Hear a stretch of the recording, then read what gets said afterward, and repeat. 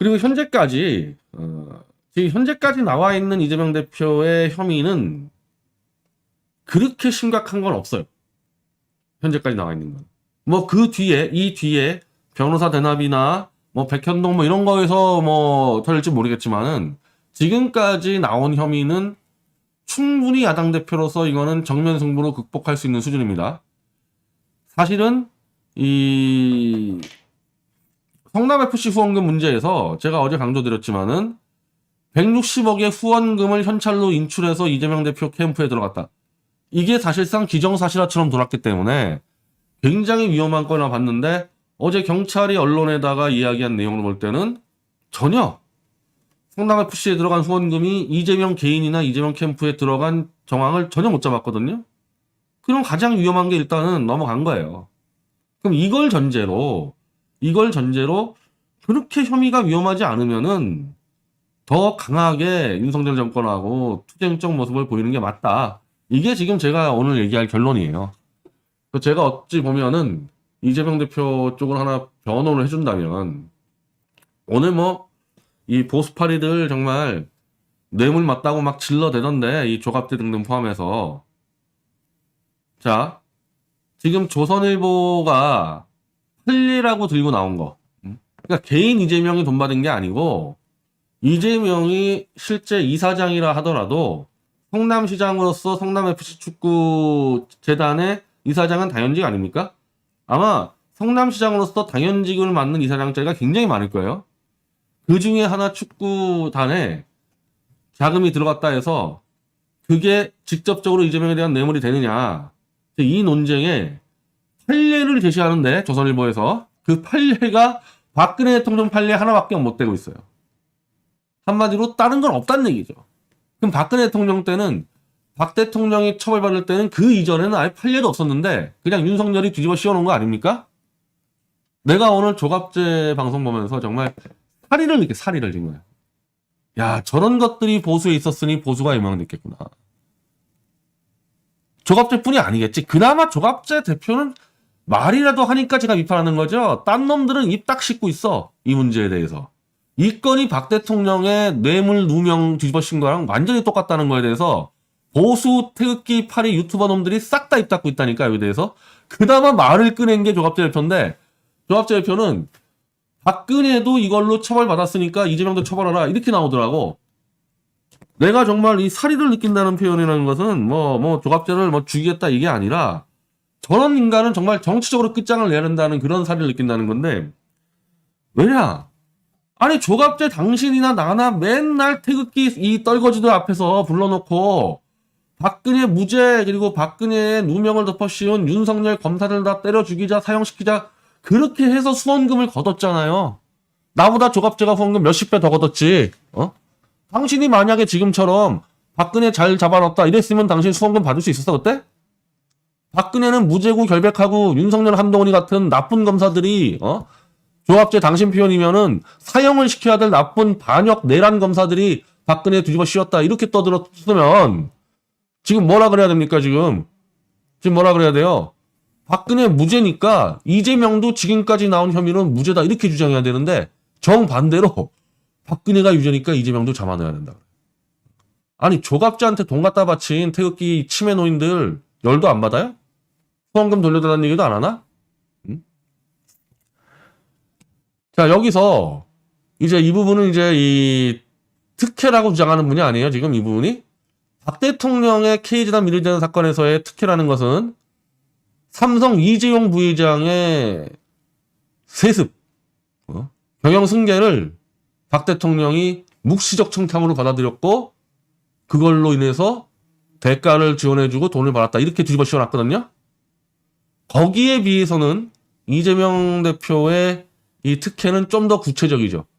두산의 이 병원 용지를 이거를 상업 용지로 용지 전환을 시켜서 그로 인해 두산이 원래는 한 70억 정도 되는 땅인데 이게 지금 현재 뭐 건물까지 합쳐서 얘기하겠죠. 두산타워 한 1조 원까지 떴다. 70억이 한 1조 원 내면 몇 배입니까? 몇 배? 한 20배? 한 17배? 자, 그 정도 떴다면 그 얘기하는 거 아니에요? 자, 그러면 한 번씩 따져봅시다. 자, 두산이 이 병원 용지를 성남시에다가 청탁을 해가지고 요거를 상암용지로 바꿔서 두산은 뭘 지었냐?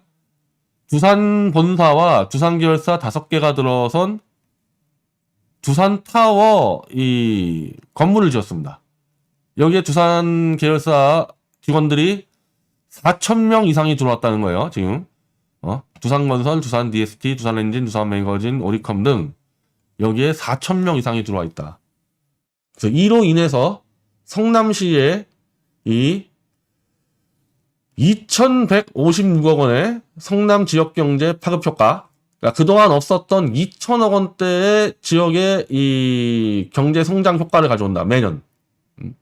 거기다가, 아까 말대로 4,400여 명의 상주인가가 추가로 발생했고, 취득세 46억 원, 지방세 65억 등 직접 세수만 연간 111억 원의 효과를 나타내고 있다.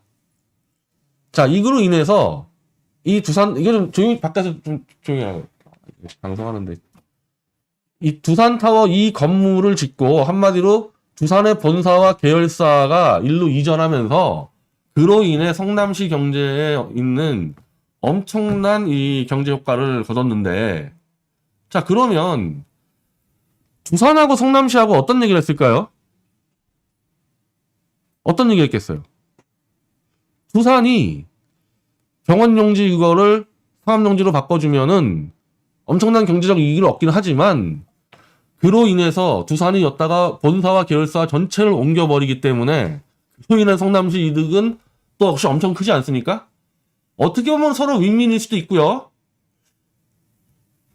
이런 정도로 두산이라는 재벌 기업이 계열사하고 본사가 들어온다 그러면은 성남시뿐 아니라 예를 들면 수원이라든지 인천이라든지 지자체단체들이 다 환영하지 않겠어요? 그리고 웬만한 땅이라면은 두산에게 거의 공짜로라도 부지를 공급해가지고 모셔오려고 그러지 않겠습니까? 그러니까 가불이 누구냐는 거야, 가불이. 뇌물을 받아먹으려면 일단은 갑의 위치에 있어야 되는데 이 상황에서 성남시가 딱 갑의 위치가 돼서 야, 부지 그거 병원 부지 내가 올려줄 테니까 너희 뇌물 50억 갖다 바쳐. 이렇게 될 수 있었을 상황이겠냐. 성남시만 두산을 유치할 수 있는 게 아니잖아요. 대한민국 다 할 수 있잖아. 특히 수도권 지역에서는 다 할 수 있잖아요. 그런 상황에서. 그리고 지금 이 두산이 얻은 특혜라고 얘기하는 70억짜리가 1조 원 됐다라는 부분에 비해서 성남시에다가 갖다 바친 돈이 너무 적어.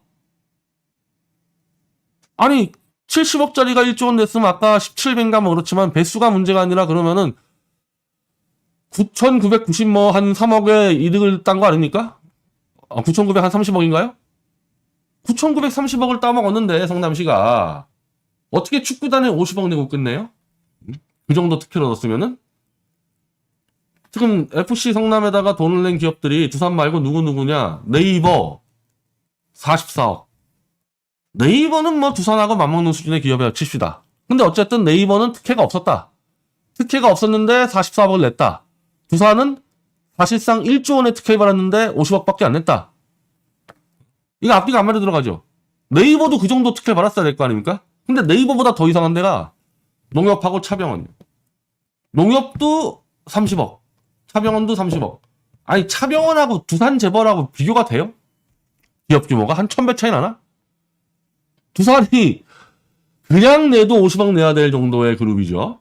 근데 1조 원의 특혜를 받은 기업이 50억 냈는데 1개 병원이 30억을 내요?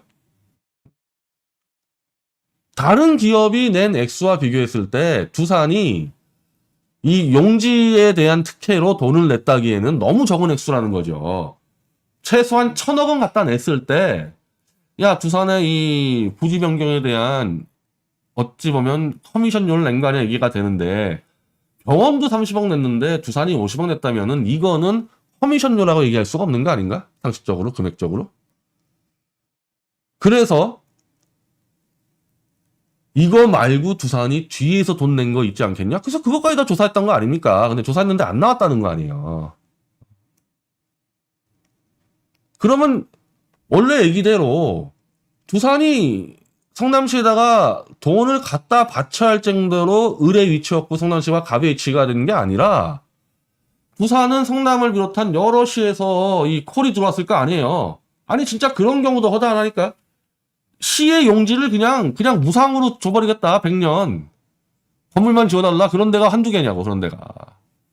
그런 데하고 경쟁 관계에서 성남시를 택했다면은 부산이 뇌물 갖다 바쳐야 될 이유가 없죠. 오히려 성남시가 뒤로 뇌물 갖다 줬을 수도 있죠. 이 성남시에 대한 이 경제 파급 효과가 얼마나 큰데. 이것만 봐서는 도저히 이거를 성남FC에다가 갖다 바친 50억을 뇌물로 볼 수가 없어요. 요걸로 봤을 때. 그건 그거고 이건 이거야. 좀 더 설명을 드리면은 성남시에서 어쨌든 두산이 새 출발하는 거 아닙니까? 요즘 뭐 두산이 어렵다 그러잖아요. 성남시에서 새 출발하는 김에 성남시 시민들에게 두산이 성남 시민들의 축구단에 50억 냈다. 아니 아무 문제 없죠. 이걸 어떻게 뇌물로 옵니까? 삼성의 이재용 부회장이 K재단 미르재단에다가 삼성 얼마 갖다 냈나?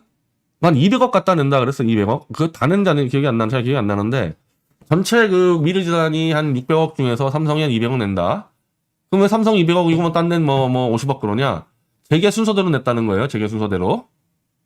그러니까 이재용 부회장이 국회에 나와서 국가의 문화 창달을 한다는데 삼성 정도의 기업이 삼성전자의 그 매출액 자체가 거의 몇십 조 넘어가는 데 아닙니까? 그런 정도 기업이 200억 갖다 내면서 삼성의 정말 이 수건이라는 경영 세습을 부탁한다는 게 말이 되냐. 삼성은 창사 이래 수많은 국가에다가 후원금을 냈는데 한 번도 청탁한 적 없다. 삼성에서는. 그렇게 얘기한 거 아니겠어요. 그러니까 미르 정도에다가 한 200억 내놓고 박 대통령에게 나 불법적으로 세습할 테니까 도와주세요. 이렇게 청탁하는 게 말이 되냐는 얘기를 하는 거예요. 액수가 너무 작다는 거지. 그렇게 뒷거래 한다고 치면은. 이 건도 마찬가지라는 겁니다. 그렇게 되면은.